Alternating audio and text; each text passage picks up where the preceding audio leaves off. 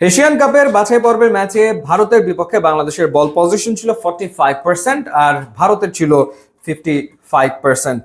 Bangladesh shot নিয়েছে 10টা, India নিয়েছে 11টা। বাংলাদেশ পাস কমপ্লিট করেছে 281টা, ইন্ডিয়া পাস কমপ্লিট করেছিল 365টা। বাংলাদেশের কর্নার ছিল 4টা, ইন্ডিয়ার কর্নার ছিল 7টা।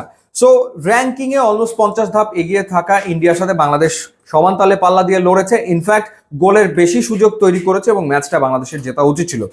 এখন হামজা চৌধুরীর পাশে যখন সামিত সোম যোগ দেবেন তখন নিশ্চিতভাবে মাঝ মাঠে বাংলাদেশ আধিপত্য বিস্তার করবে, কোনো সন্দেহ এ ব্যাপারে নাই।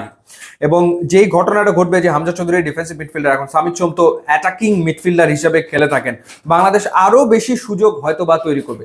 আমরা বলতেই পারি যে হামজা চৌধুরী এবং সামিত সোমের উপস্থিতির কারণে বাংলাদেশের মিডফিল্ড হবে দক্ষিণ এশিয়ার সেরা মিডফিল্ড। এবং সামিত সোম যে ধরনের ফুটবল খেলে থাকেন, তিনি তার দুই উইংকে সবসময় ব্যস্ত রাখেন, দুই উইংকে ব্যবহার করতে থাকেন। সো দেখার ব্যাপার যে উইঙ্গার হিসেবে কারা খেলেন নেক্সট ম্যাচে এবং আগামী দিনে।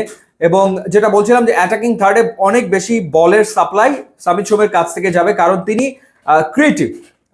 ক্রিয়েটিভ মিডফিল্ডার হিসেবে খেলে থাকেন এবং হামজা চৌধুরী হচ্ছে অপোনেন্টের খেলাকে তিনি ডিস্ট্রয় করেন। সো দুইজন দুই প্যাটার্নের মিডফিল্ডার, সো তারা দুই রকমের রোল আসলে প্লে করবেন। এখন সবার মনে যে প্রশ্নটা, সেই প্রশ্নটা হচ্ছে যে সুযোগ তো তৈরি না হয় বাংলাদেশ করলো, ভারতের বিপক্ষেও করেছিল, গোটা ছয়েক গোলের সুযোগ তৈরি করেছিল, গোল তো করতে পারেনি। আগামী দিনে গোল আসলে করবে কে? স্ট্রাইকার কে? এখন রাতারাতি স্ট্রাইকার পাওয়া যাবে না যারা আছে। এখন আলামিনকে খেলানো হয়নি ভারতের বিপক্ষে, সো আলামিন ঘরোয়া লিগে ভালো পারফর্ম করছেন, কিংবা মোরসালিন রয়েছেন, যদিও মোরসালিন নিষ্প্রভ ছিলেন ভারতের বিপক্ষে। রাকিব দারুণ খেলেছেন, কোনো সন্দেহ নাই। সো আবার ইমন খুব একটা ভালো খেলতে পারেননি, বা জনির পারফরমেন্স খুব একটা ভালো আসলে ছিল না। একটা নাম ডেফিনেটলি সবার মুখে মুখে আসবে, সেই নামটা হচ্ছে ফাহমিদুল। এখন এই কলটা হাভিয়ার কাবরেরার কোচের কল।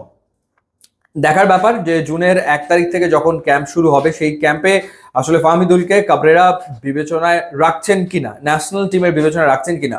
বিএফএফ প্রেসিডেন্ট তাবিদ আওয়াল বলেছিলেন যে এক এক ম্যাচে এক এক ট্যাকটিক্সে বাংলাদেশ খেলবে এবং সেই ক্ষেত্রে ডেফিনেটলি প্লেয়ার্সের ক্ষেত্রেও পরিবর্তন আসতেই পারে।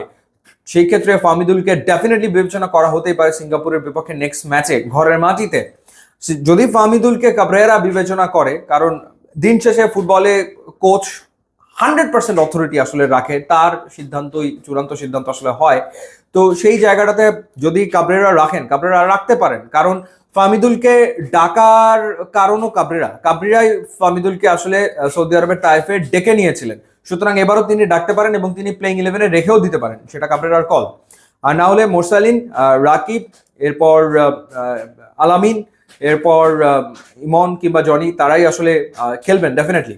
সো এখন দেখার ব্যাপার হচ্ছে যে কিভাবে করে অ্যাটাকিং থার্ডটা কাবরেরা আসলে সাজান।